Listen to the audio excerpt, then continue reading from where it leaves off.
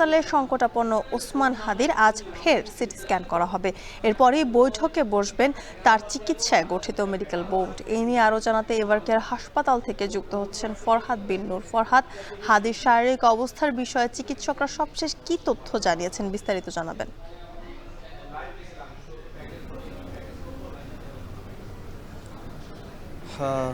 আমরা জানি যে গতকাল যখন মেডিকেল বোর্ড মিটিং করেছে, গণমাধ্যমকে ব্রিফ করেছে, তখন কিন্তু তারা জানিয়েছিল যে হাদির ব্রেনে আসলে ক্ষতিগ্রস্ত হয়েছে এবং ফুসফুসে আক্রান্ত হয়েছে। এছাড়া তার রক্তও কিন্তু বেশ সচল না। এবং তবে যে বিষয়টি তারা আশার বিষয়টি যেটি বলেছিল সেটি হচ্ছে কিডনি কিছুটা কার্যকারিতা ফিরে পেয়েছে। তবে তারা যে বিষয়টি জানিয়েছিল যে আবার সিটি স্ক্যান করানো হবে শরীরের অবস্থা যখন স্থিতিশীল পর্যায়ে আসবে।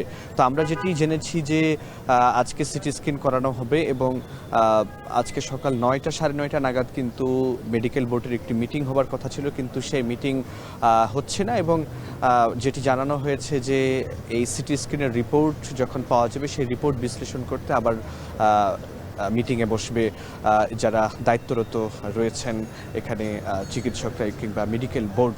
এবং আমরা যে বিষয়টি আসলে জানি যে ওনার শারীরিক যে অবস্থা এটি কিন্তু এখনও খুবই আশঙ্কাজনক অবস্থায় রয়েছে, এটি কিন্তু চিকিৎসকরা জানিয়েছেন। এখানে ভেতরে রয়েছেন ওসমান হাদির পরিবারের সদস্যরা রয়েছেন, তার বোন রয়েছেন, তার ভাই রয়েছেন। এছাড়া ইনকিলাব মঞ্চ, তিনি যে প্ল্যাটফর্মের মুখপাত্র ইনকিলাব মঞ্চ, সেই ইনকিলাব মঞ্চের এখানে নেতাকর্মীরা রয়েছেন। আমরা কথা বলেছি ইনকিলাব মঞ্চে ঢাকা বিশ্ববিদ্যালয়ের যিনি নেত্রী ফাতিমা তাসনিম জুমা, তার সঙ্গে আমি ব্যক্তিগতভাবে কথা বলেছি। তিনি বলেছেন যে ওসমান হাদির তারা সার্বক্ষণিক খোঁজখবর রাখছেন এবং তারা যে বিষয়টি খুব জোরদার করেছেন, তারা ফেসবুকেও স্ট্যাটাস দিয়েছেন ফাতিমা তাসনিম জুমা। তিনি বলছেন যে হসপিটাল কিংবা এর আশপাশে নিরাপত্তা জোরদারের কথাও কিন্তু তিনি জানিয়েছেন।